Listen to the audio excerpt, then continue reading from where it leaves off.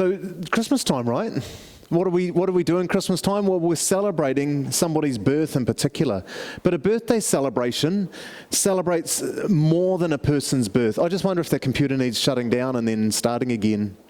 Seems to be having a hissy fit, eh? Sorry? Might need a growl from me. I'll come down and sort it out. Always works. Sorry, come back. A birthday celebration celebrates much more than a person's birthday.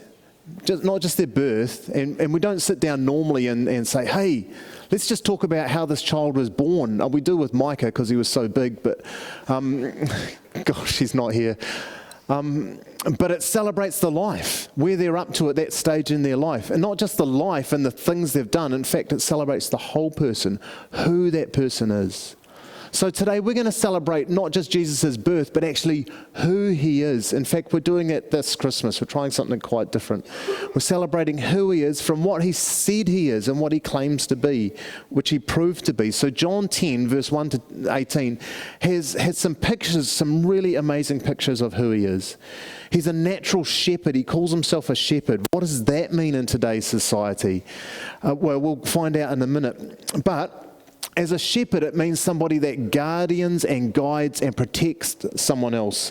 It's not just talking about somebody with a sheep, although Jesus uses that metaphor, that picture of someone with a sheep. Yeah, click the next one if you can.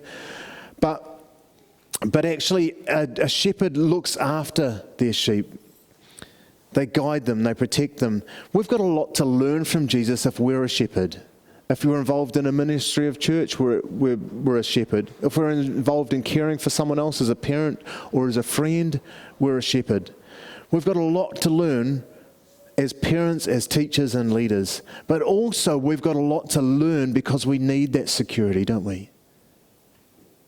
Man, I don't know if you felt the shakes this week at all. I'm sure you did. We need that security. What happens to our heart when things start shaking around us? Physically, emotionally, spiritually. We need protection and care. Jesus is offering the greatest relationship you could ever have. And he does that by picture of a shepherd. So the big sheep pen, I just wonder if we just shut that thing down because it's really distracting for me. I'm going to quickly do it. Sorry if you're online watching, having some computer issues. I think we'll just miss it. Something's gone wrong. There we go.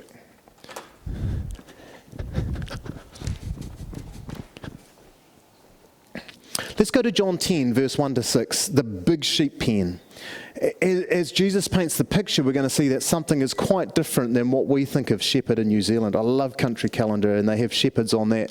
But this is different. Have a look and see if you can pick how it's different. John 10, verse 1, very truly I tell you, Pharisees, anyone who does not enter the sheep pen by the gate, but climbs in by some other way, is a thief and a robber. Talking about something already different, aren't we? The one who enters by the gate is the shepherd of the sheep. The gatekeeper opens the gate for him, and the sheep listen to his voice. He calls his own sheep by name and leads them out.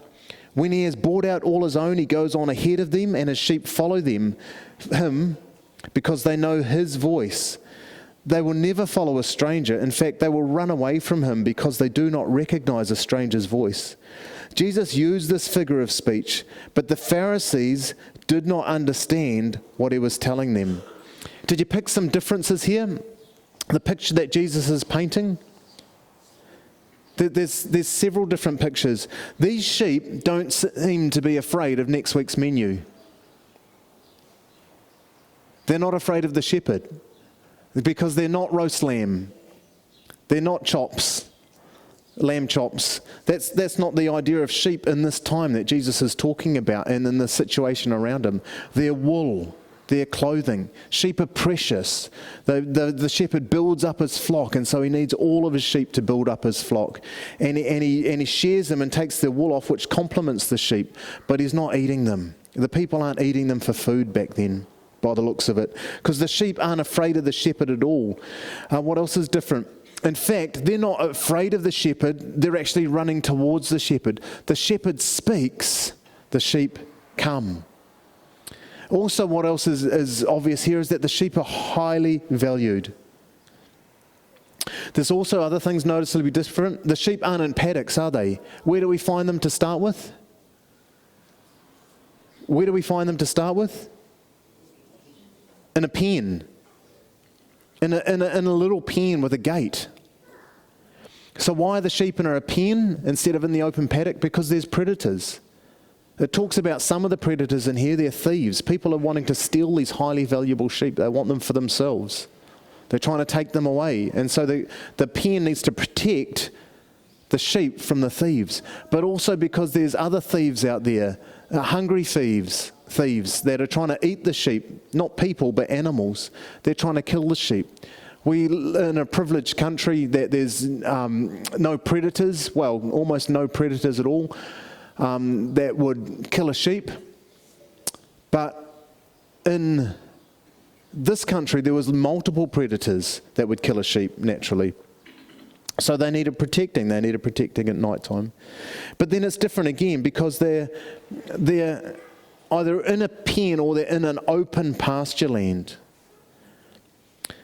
There's also something different again. They're always with someone. It's either the shepherd or the gatekeeper.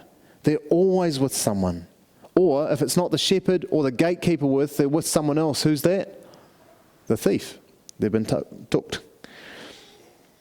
But it really helps me. You know the picture where Jesus leaves the 99 sheep behind and goes for the one, if you know that story in the Bible? It really helps my mind to go, he didn't abandon the 99 and say, hey, I'm just going to go and get my one. He left them in the pen with the gatekeeper protecting his sheep while he went for the other one. So while Jesus is looking for other people, he's not abandoning you and your relationship. The picture here that Jesus is talking about is that the whole world is a flock of sheep. I don't know if you find that a compliment this morning, but gee, you look lovely sheep this morning. There's an enemy out to steal all people, and especially God's people, even when they're in the sheep pen. But there's a greater danger away from the sheep pen. Jesus gives greater intelligence than we credit to a sheep. These sheep aren't like we treat our sheep. These sheep don't seem to be like our sheep. They're able to identify their protector and their provider by the tone of their voice. Amazing, eh? The stories go, all the eyewitness illustrations from the Middle East go, is that they still use sheep pens. And that the different shepherds, they bring their flocks in at night time and they hire a gatekeeper who keeps all those sheep in a pen, and then in the morning they get their sheep out. But how do you divide a sheep up? Well, you call. You have one shepherd in one direction and another shepherd in another direction. The gate opens and the sheep say, hey, sheep. The shepherd says, hey, sheepy, sheepy, come to me. I don't know how it works or what they do. But one flock goes to there, one flock goes to there. They've been mixing and mingling all night, but now they're off because they know the voice of their shepherd. And so Jesus doesn't call us mindless sheep. He gives us a lot more intelligence than we credit to a normal sheep. We're able to identify Jesus' voice. Sheep are able to decide for themselves whose voice they will go to.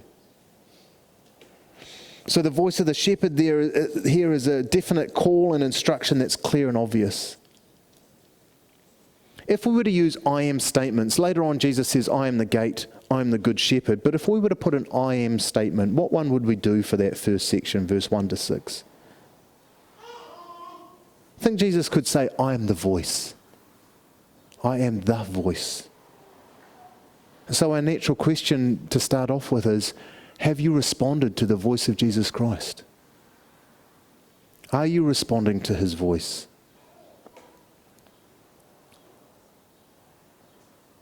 I don't mean when we sit there thinking, is this Jesus talking to me or not? I mean by what he's clearly said, by what he's clearly displayed. Ask yourself, is this the voice of Jesus? Is he calling me to follow him in trust? Is he giving me instructions today? Is he warning me of danger on the path I'm heading? Is he restoring me? As you're walking through your day, think, is this Jesus? Is Jesus wanting me to follow him in this? Is he wanting me to do this? Is this of Jesus? Are we following the voice of Jesus?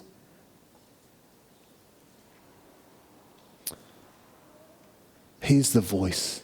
Listen to his voice. Is this the voice of Jesus I'll follow?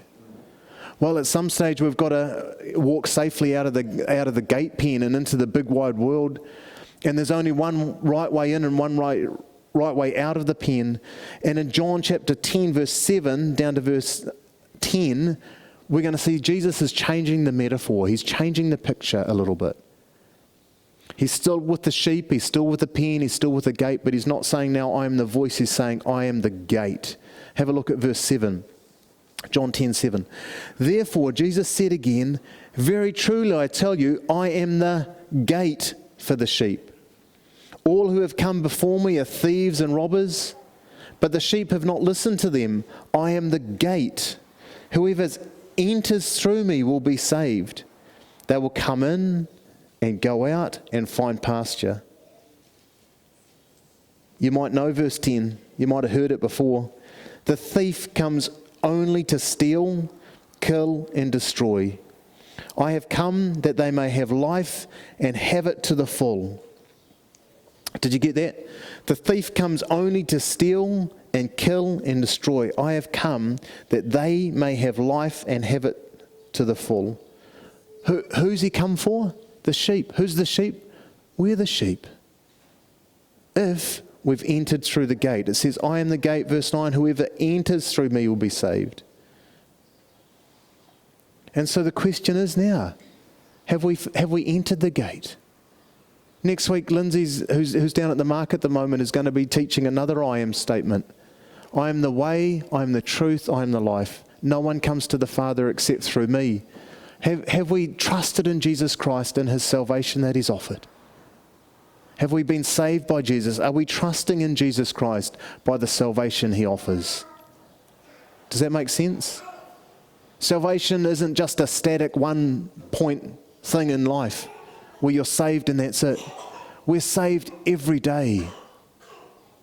Not from the eternal consequences of sin, but from the present condition of sin as we trust in him.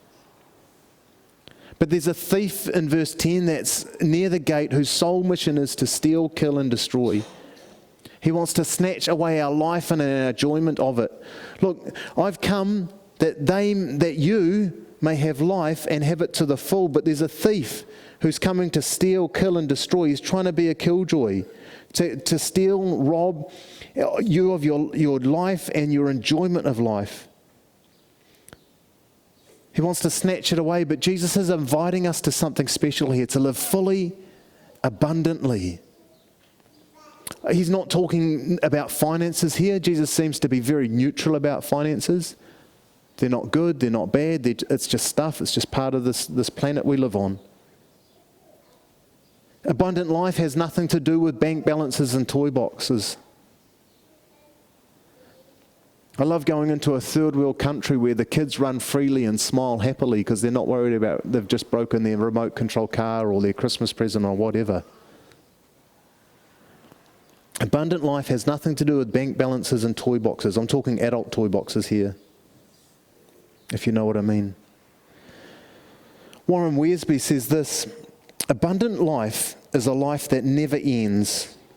Yet we don't have to wait till the end of our physical life to receive this abundance and enjoy it. Isn't that cool?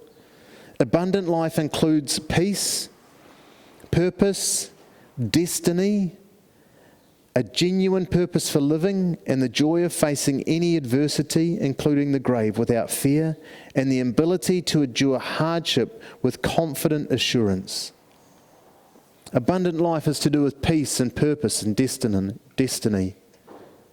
Warren Wiersbe, a great Bible commentator, who's been around for a long time. I get all of his books, all of his commentaries on the Bible. The image is of Psalm 23 that Jesus seems to be referring to. Do you know Psalm 23? Might be one of the few Psalms that you've heard if you're not too familiar with the Bible. Maybe you've heard it in the old King James Version, the Lord is my shepherd, I shall not want. But if you take the first verse and the last verse and you join them together, it would go something like this. Because the Lord is my shepherd, I have everything I need.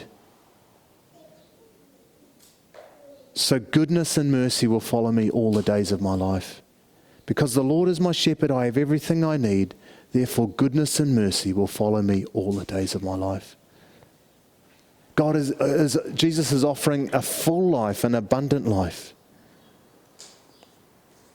I've shared this a few times before, but I remember as a young fellow, about 18, 19, I wanted to dedicate my life to Jesus, but I just wanted to have some fun first before I became a Christian. Man, how little did I know.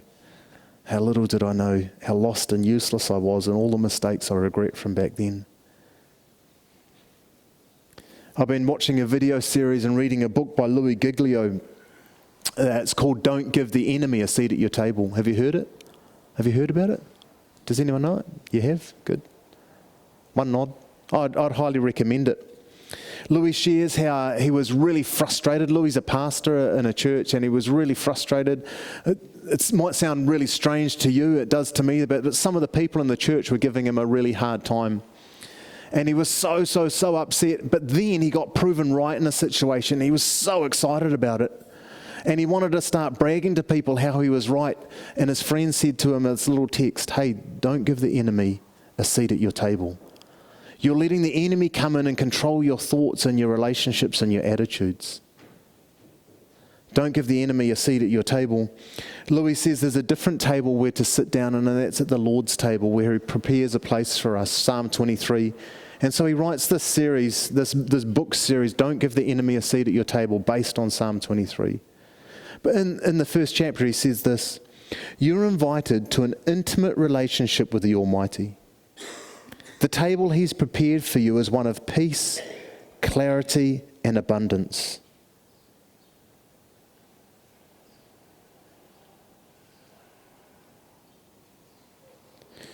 I'll read that again, but you might just want to pause and say, am I full this morning? Am I content? Is mine an abundant life? Louis, and coming from Psalm 23, I'll repeat it, said, you're invited to an intimate relationship with the Almighty. The table he's prepared for you is one of peace, of clarity, and of abundance. I'd love to talk to you if you're struggling with that. We've got a prayer team that'll be down in the front row after the service that would love to pray for you and with you if you're struggling with that. We've got an elder team, Graham, Phil and myself, Phil Martin, that would love to pray for you if you're struggling with that. You've seen some of the rosters, some of the women's Bible study leaders, the men's group leaders. Would love to pray with you if you're struggling with that, because we all do at times. We all need to sit down and pray with each other.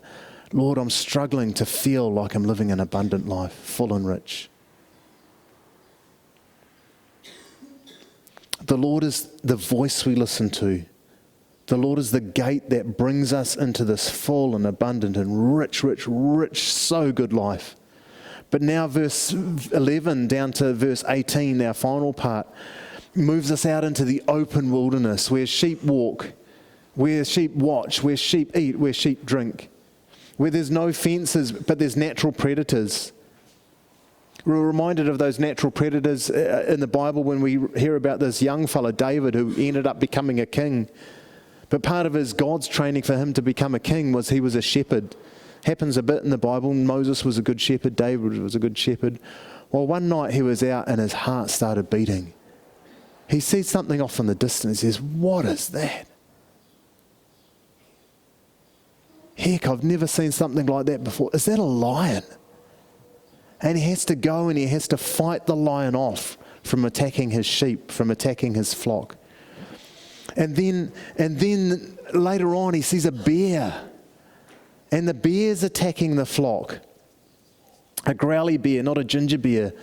But the bear's attacking the flock and he has to fight them off, so that we know that there's these predators out to attack the sheep. And the safety of the sheep all come down to the skill, concentration and dedication of the shepherd. Hey, the safety of us sheep all come down to the skill, the concentration and dedication of the shepherd. When Jesus says, verse 11, let's read it, I am the good shepherd, He's making a hugely controversial statement. I'll tell you why. Let's read it and then I'll tell you why. I am the good shepherd. The good shepherd lays down his life for the sheep. Well, that's not our shepherd, is it, in New Zealand? Hey? How many shepherds do you know that will say, oh, well, sheep versus me? Sheep can live, I'll die. The good shepherd lays down his life for the sheep. The hired hand is not the shepherd. He doesn't own the sheep. When he sees the wolf coming, he abandons the sheep and runs away. Then the wolf attacks the flock and scatters it. The man runs away. Why? Because he's a hired hand and cares nothing for the sheep. But Jesus says again, I am the good shepherd. Let me tell you why. I know my sheep know me. How? Well, just as the Father knows me and I know the Father, and I lay my life down for the sheep. Wow, that's quite a picture. I have other sheep that are not of the sheep pen. I must bring them also. They too will listen to my voice, and there shall be one flock and one shepherd. The reason my Father loves me is that I lay down my life, only to take it up again. No one takes my life from me, or no one takes it from me, but I lay it down of my own accord. I have authority to lay it down and authority to take it up again. This command I received from my Father.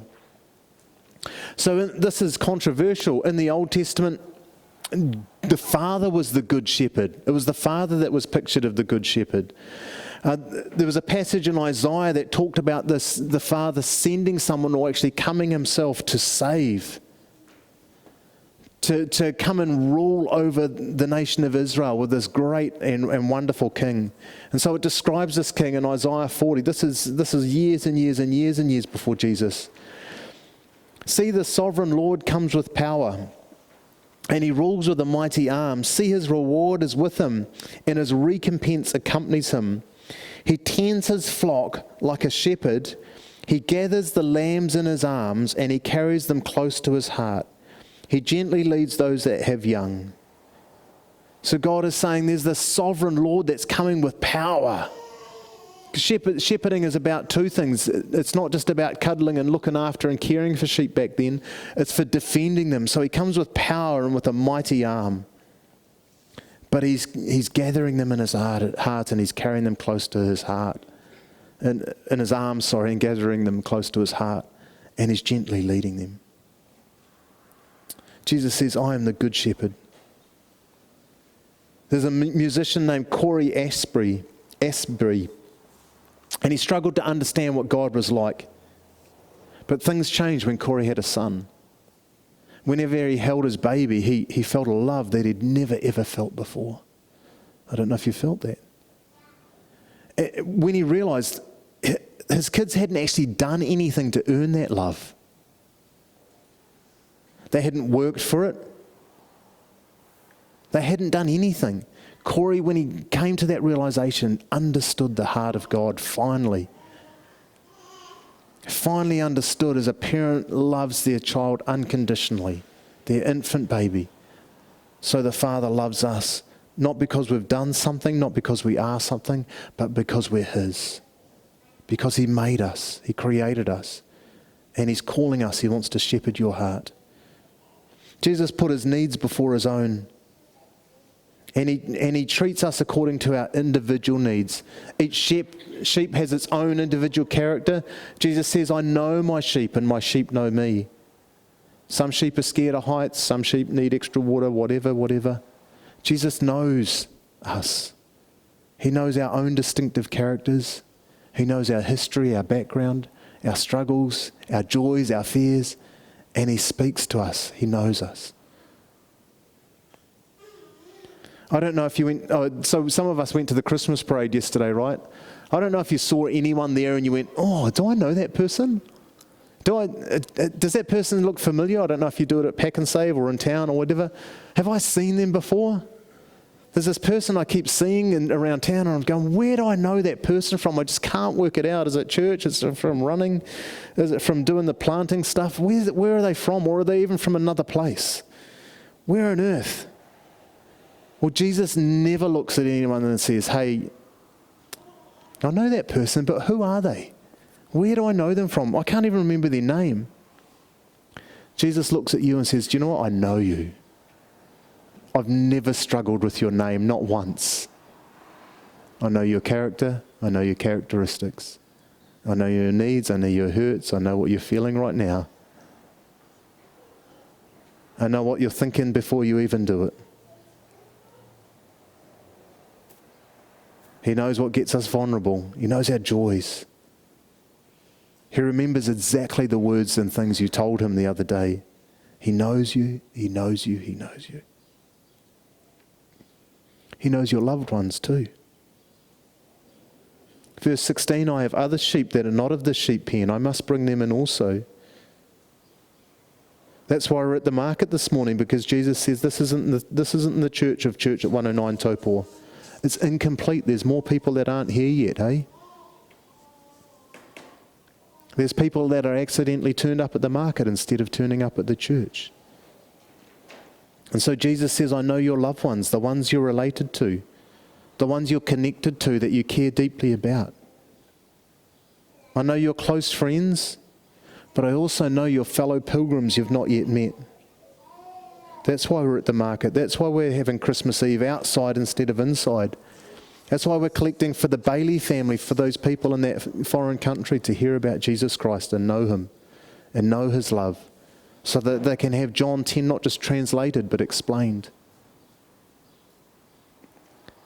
We can walk away from the love of Jesus. We can ignore his voice. We can ignore his care. We can ignore his protection. That's our choice. But you know what we can't walk away from? We can't walk away from his love for us, because that's how he feels towards us. He loves us. We get to live and die in absolute security. We get to live an unshaken, abundant, joy-filled, loving, cared-for life, because Jesus Christ is our shepherd, he's our gate, and he's our voice. God bless you as you follow him and live with him this week and this whole Christmas season. Let's pray together. Heavenly Father, we thank you for your love, your care, your kindness, and your Son, Jesus Christ. We thank you for the privilege of being part of your flock, not just individually, but collectively. Please bless the people of this church as we converse with each other right now, as we talk and encourage each other and build each other up, and as we eat this yummy cake together. Thank you for the cake and the provision that you've given. In your name, amen. Bless you guys. Thank you so much this morning. It's a joy to be with you and to share that verses. Cup of tea and coffee next door. Door that way, bathrooms through there. Thank you.